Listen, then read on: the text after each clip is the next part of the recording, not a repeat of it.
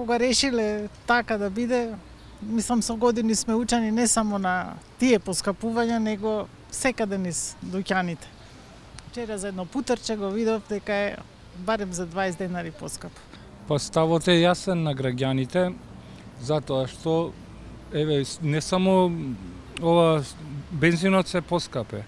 Значи пак се поскапуваат и други работи, и цигарите се поскапеа. Значи не е добро, мислам.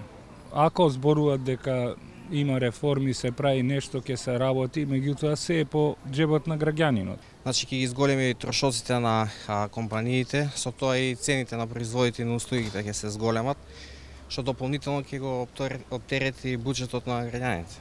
Видите, горивата на светскиот пазар и па нафтата, нормално е, не само кај нас и у другите држави поскапува. Ужасно, што да ви кажам. По џебот на народот? Што сметате дека владата треба да превземе во која насока? Па владата треба по идна поставка да ја намали акцизата.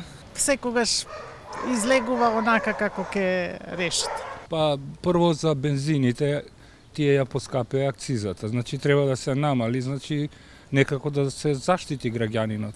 Затоа што не само тоа, сега од бензините ќе се поскапат и другите производи, се си влече. А тоа не се кажува во јавноста, меѓутоа кога ќе одиш да пазаруваш и кога ќе купиш одредени производи што ги купува стално, гледаш дека има поскапување. А што се однесува до бензинот, тука ниједна влада не е имуна, не е моќна.